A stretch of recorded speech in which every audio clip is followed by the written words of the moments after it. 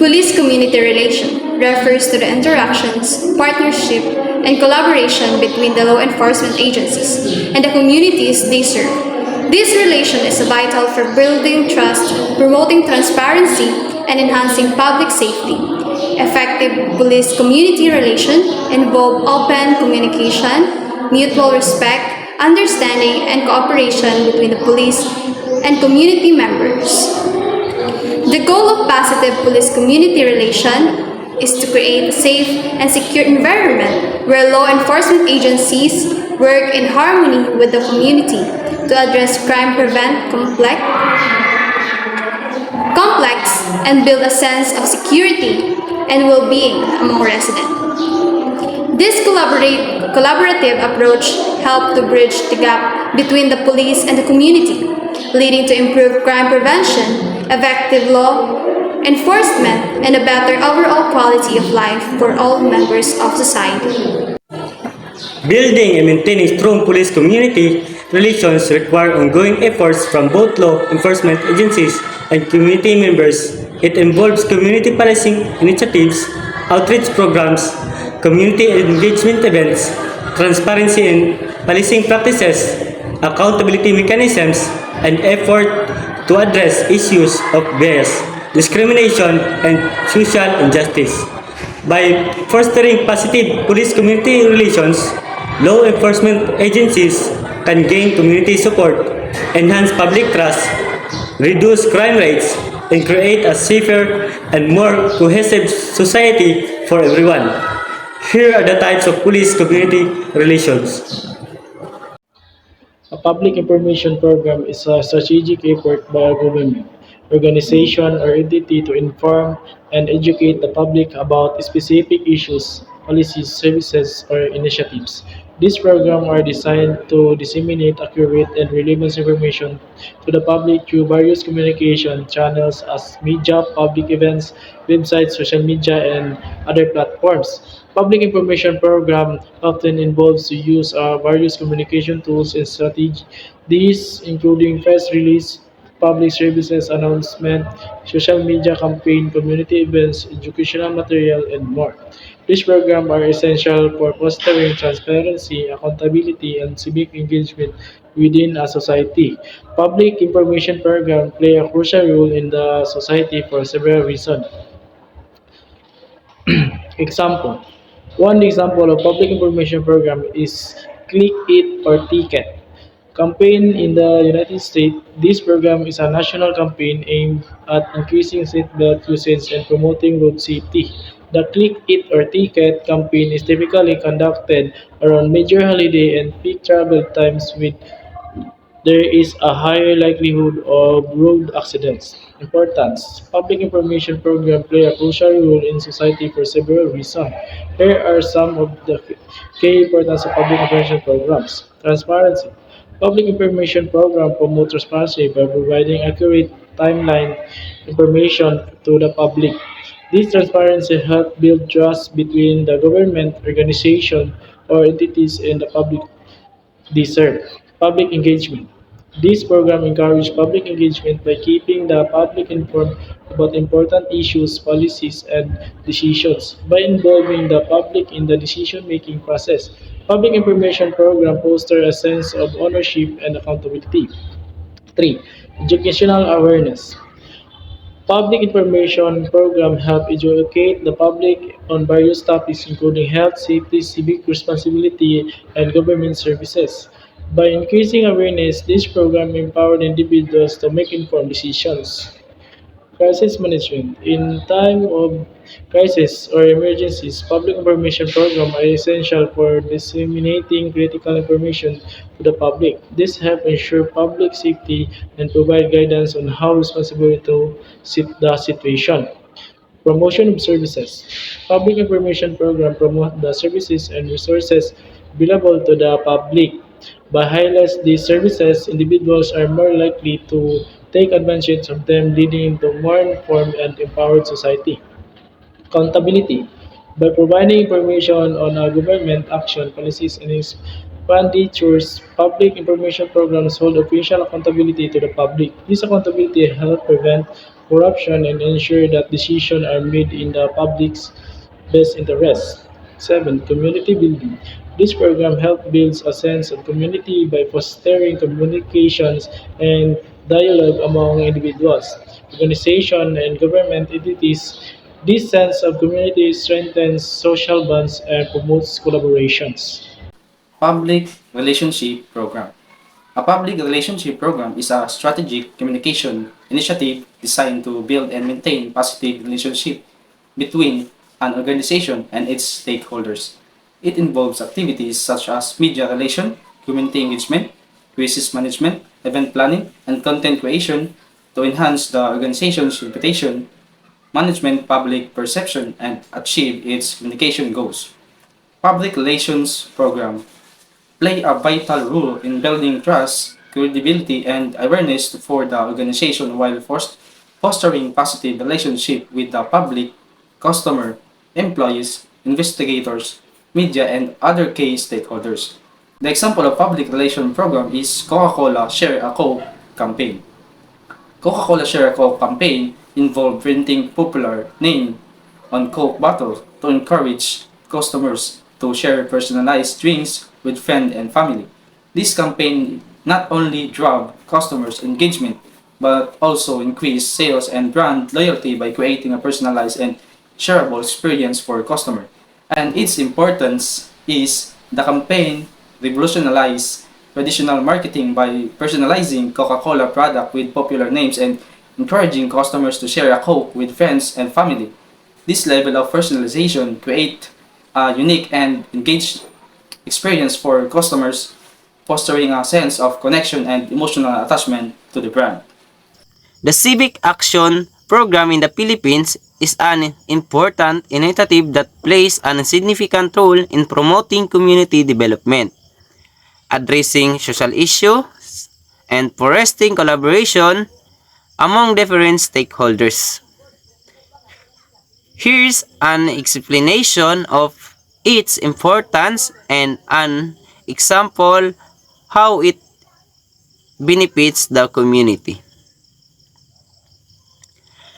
First, community development. Civics action programs focus on improving the overall well-being of communities. They aim to address various social issues such as poverty, education, healthcare, and environmental sustainability. By implementing projects and activities that directly benefit the community, this program contribute to the development and upliftment of society. Second, active citizenship. Civics action programs encourage individuals to actively participate in the betterment of their communities. They promote a sense of civic responsibility and empower citizens to take action and make a positive impact by engaging in voluntary work, community service, and social initiative. Individuals develop a sense of ownership and pride in the community. Third, collaboration and partnership. Civic action programs often involve collaboration between government agency, non-profit organizations, business, and community members. This partnership facilitate the pooling of resources, expertise, and efforts to achieve common goals by working together. These stakeholders can maximize their impact and create sustainable solution to community challenge. One example of civics action program in the Philippines is Ang Bayanihan Spirit exhibit during times of calamities, disaster. When natural disasters such as typhoon, earthquakes, or floods occurs, communities can come together to provide immediate assistance and support to those affected. This includes providing food, shelter, medical aid, and other necessary resources.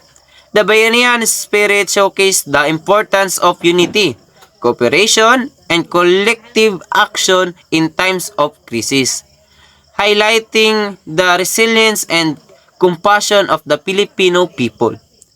The Civic Action Program in the Philippines is an essential for fostering community development, encouraging activities citizenship, and promote collaboration among different stakeholders. Through these programs, individuals and organizations can make a positive impact and contribute to the overall being of society. Program for Civic Engagement and Police Community Relation. The goal of civic action programs is to increase trust, cooperation, and understanding between the police and the communities that they serve. These initiatives seek to improve communities' members' quality of life, increase public safety, and deal with the underlying causes of a crime. Police agency can foster goodwill with the public, advance openness, and show that they are dedicated to fairly serving and defending the community people by getting involved in civic activity. The significance, elements, and effects of civic engagement programs in the context of police-community relation are examined in this study. Civic action programs' importance establish legitimacy and trust. The foundation of efficient policing is trust. Civic action initiatives show that police are dedicated to the welfare of the community, which help to establish and preserve confidence. Psychological programs are designed to address the unique mental health challenges and stressors that come with the law enforcement work. These programs aim to promote the mental wellness, resilience, and campaigning stages among the officers. Psychological programs for police officers are crucial for several reasons, reflecting their impact on both individual officers and the borders community. The example of psychological program is for police officers is the Officer Wellness Program implemented by the New Year Police Department. Officers Wellness Program is a comprehensive initiative designed to support the mental health and well-being of its officers. It includes various components aimed at addressing the unique stressors and challenges faced by law enforcement personnel. The importance of psychological programs is mental health and well-being. It prevents of mental health issues. These programs help prevent mental health problems such as depressions, anxiety, and PTSD, which are common in high-stress jobs like law enforcement. Improve coping mechanism. Officers learn healthy ways to cope with stress and trauma, reducing the risk of substance abuse and other negative behaviors. Importance is job performance and safety. Enhanced decision-making. Officers with good mental health make better decisions, which is critical in high-pressure situations. These programs collectively aim to create a supportive environment of police officers, addressing the unique pressures of their job and promoting long-term mental health and resilience. The Mass Communication Program of Police Community Relation focuses on the strategic use of communication channels to enhance interaction between law enforcement agencies and the community they serve. This specialized program combines principles of mass communication with strategies for building positive relationships, fostering trust, and improving collaboration between the police and the community. Communication strategies. The program emphasizes development of effective communication strategies tailored to the unique needs of police community interactions. Students learn how to craft messages, utilize various communication channels, and engage with diverse community groups to promote transparency and trust.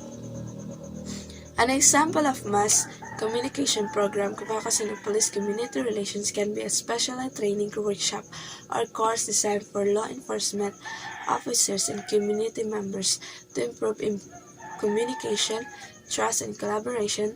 Let's consider an example workshop titled Building Bridges, Enhancing Police Community Relations Through Effective Communication. Building Bridges Workshop. The workshop is designed for law enforcement officers, community leaders, local government officials, and residents interested in strengthening police-community relations through effective communication strategies. The Mass Communication Program, enhancing police-community relations by facilitating effective communication, fostering trust, and promoting collaboration between law enforcement agencies and the community they serve. Building trust and transparency, mass communication programs provide law enforcement officers with the skills and tools to communicate openly, transparently, and effectively with community members. By fostering trust through clear and honest communication, police agencies can strengthen relationships with the community. Overall, the importance of mass communication and police-community relations lies in its ability to facilitate positive interaction, building trust, enhance understanding, and promote effective communication between law enforcement agencies and the communities they serve. By prioritizing communication strategies that prioritize transparency, engagement, and collaboration, police departments can create safer, more inclusive, and resilient communities.